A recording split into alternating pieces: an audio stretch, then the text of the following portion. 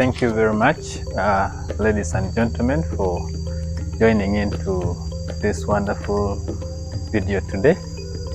Today I wanted to bring us to see the progress that we have registered in construction of our poultry house or chicken coop. We have so far covered a percentage. This is close to 80% because we haven't fixed the floor, and we have also not made some works, plumbing work that we are supposed to do here. We are supposed to make sure that we put in pipes running over these areas so that we can have automatic flow of water within our chicken coop. We also are supposed to install the electrical cables in order to supply enough light inside here, and then lastly we are supposed to install the solar system in order just in case we have a power blackout. So the purpose of this video is to make us have a clear understanding of the chicken coop and what are some of the qualities that we need in order to have a very good chicken coop that can be able to accommodate our birds without any difficulties. So I want you to pay close attention because the things that we shall be sharing here will be of benefit to you. And as earlier on I told you, dear viewers, that most of that this program is basically done in order to generate knowledge. It's a knowledge sharing kind of program, and will be able to help young people outside there in order for us to share some information. So in order for us to be able to have a clear understanding of this, we have to first understand how much did we spend in this chicken coop and what are the materials that we used and what was the cost. This chicken coop is so cheap, we didn't use any materials that will make it a permanent structure. But as you can look at it, this side we have plain iron sheets, and then these are iron sheets that we use basically just over a small gauge. We didn't consume a lot of money. We didn't invest so much into buying very expensive materials. So when you look at this structure, it's basically so far so good. We don't have any cement and we don't have any bricks, but it looks already complete, and actually birds can actually stay here comfortably. The most important thing in poultry farming is to make sure that we have a proper flow of air. When you look at this structure, the only areas that we have covered fully, these are the extremes, because the rule in chicken farming or in construction of the poultry coop is to make sure that we have the poultry coop facing east to west. And someone is going to ask me that why should the chicken coop face east to west?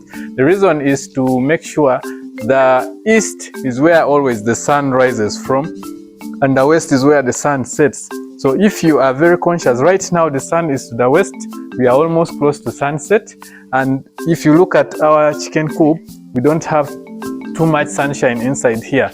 The reason is because the structure is facing east to west. The sun right now is to this side, and when you look at it, yes, just we have a small penetration of sunshine here, just because this is the entrance. This is the entrance, and this is where it ends.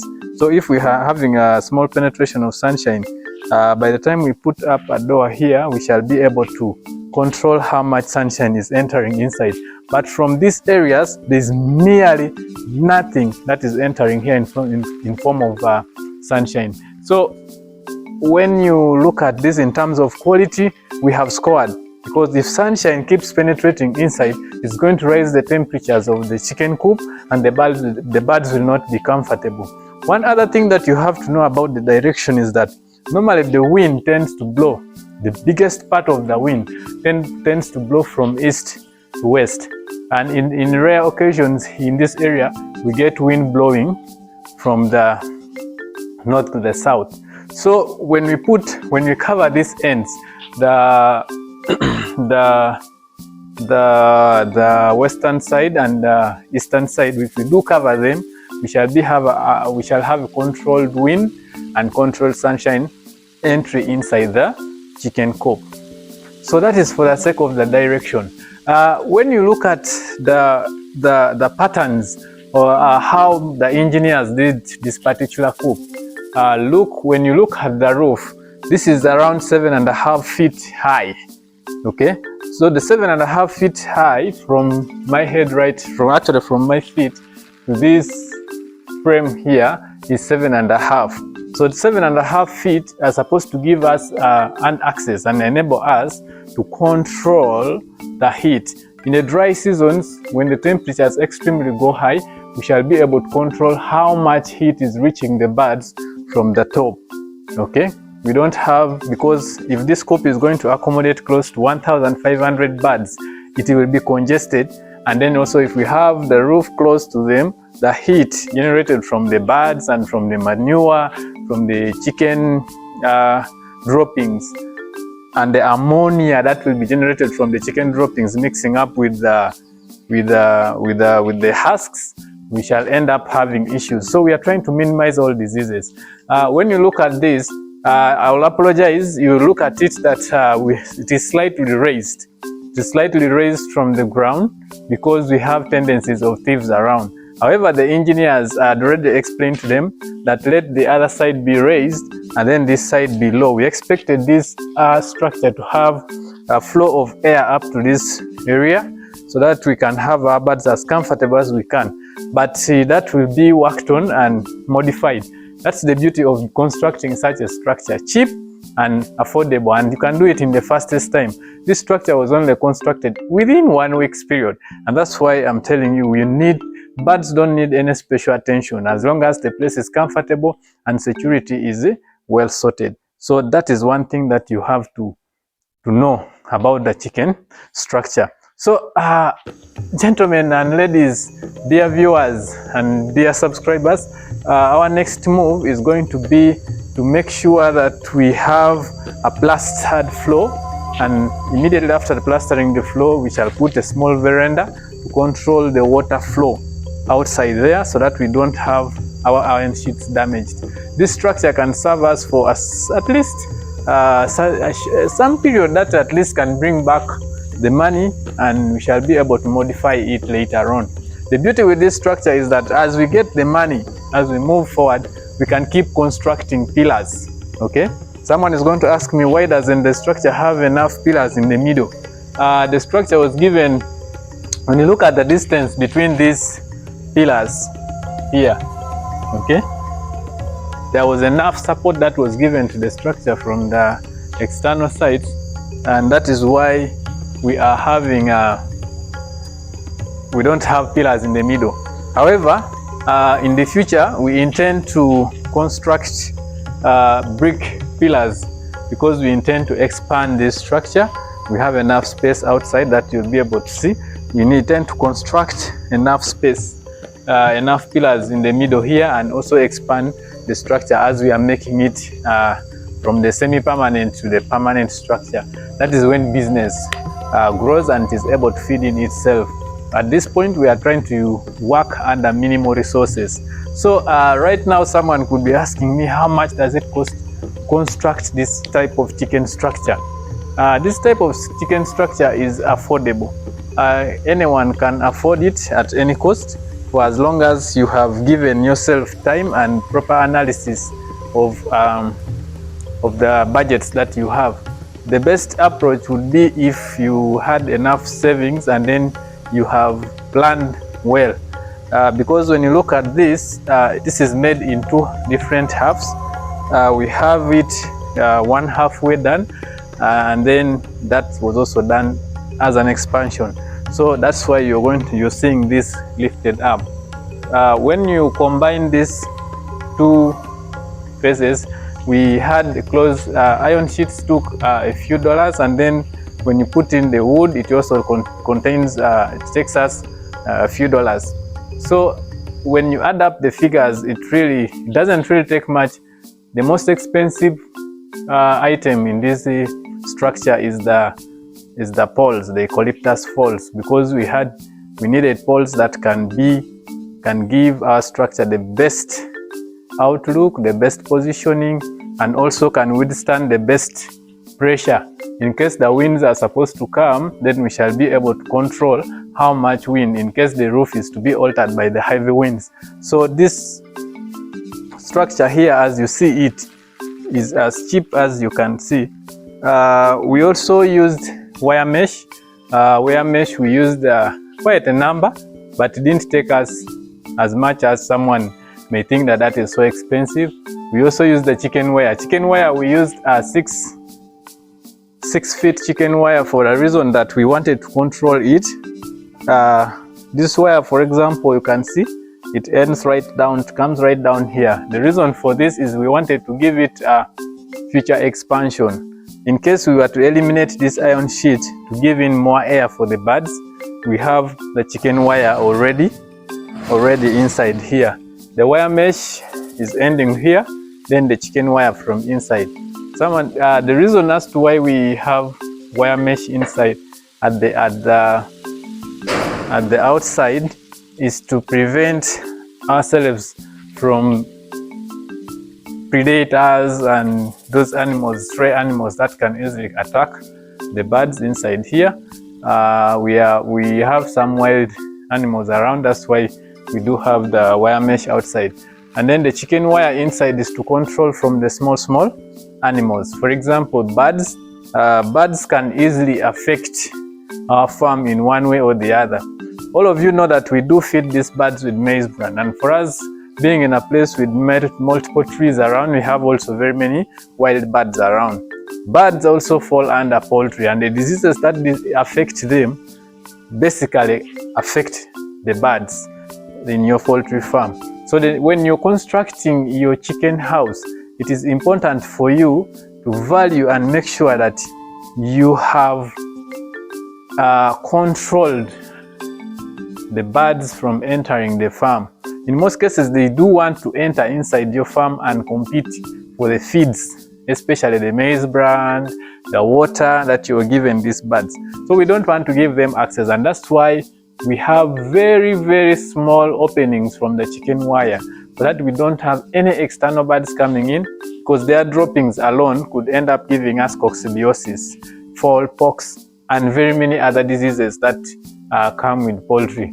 The outside ones are just to control those birds, those animals that can easily chew the birds and attack your birds and get them sick.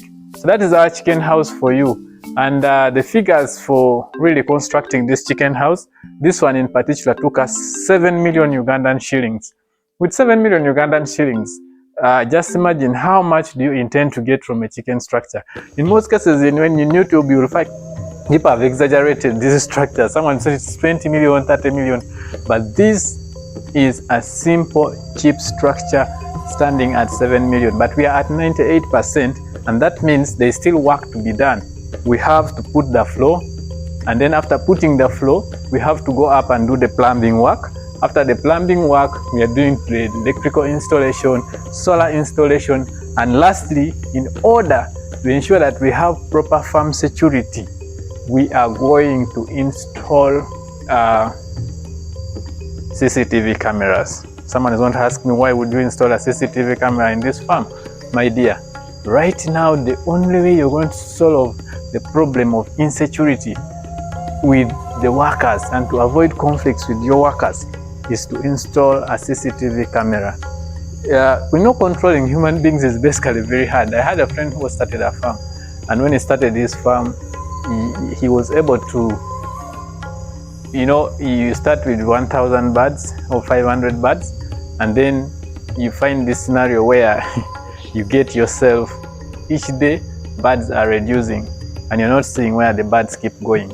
When he went into analysis, someone told him that please put a CCTV camera in your farm and you'll be able to know. CCTV cameras are really cheap. It depends on what the quality you want, and then also how many cameras that you do want. These things are given according to channels.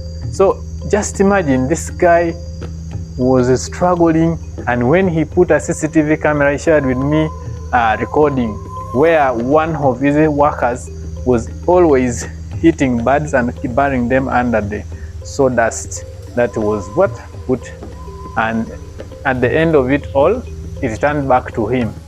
He had to make sure that he had top security right from the external part, from where feeds are stored to where the birds stay. Where feeds are stored, you must know, because these feeds that birds consume, where you mix them, if you mix feeds in your farm, just know that part of your workers may most likely steal the maize and go and consume them, because this maize will be broken, and when it is broken, remember the brand is not there and it's just broken maize. Broken maize is easy to be taken to the grinding mill and someone has a mill in their house. So you have to make sure that you have everything in place and checked. So we shall have CCTV installation in this building. The other aspect of security we have to do is, as we are plastering the floor of this structure, we are going to make sure that we do invest and construct where we can put our disinfectants right at the entrances, disinfectants and hand washing facilities at the entrance of this facility, so that we ensure that we are observing biosecurity. So right at the entrance, we have two entrances in this structure.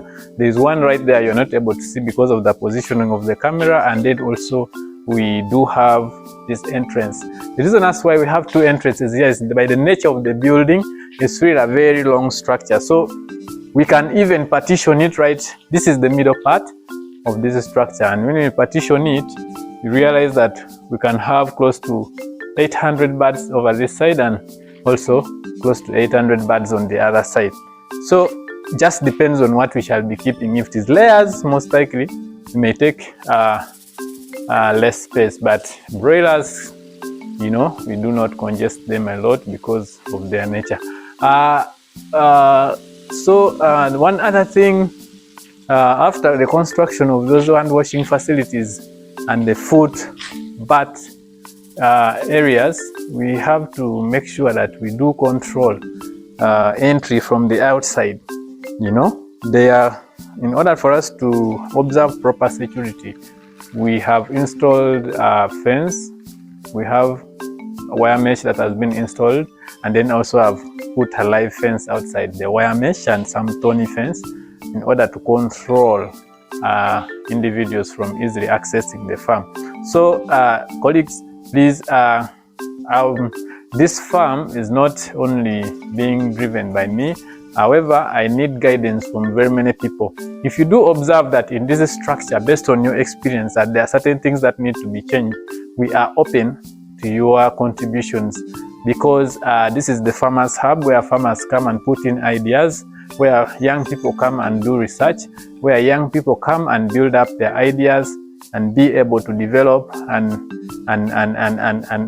solve the problem of unemployment.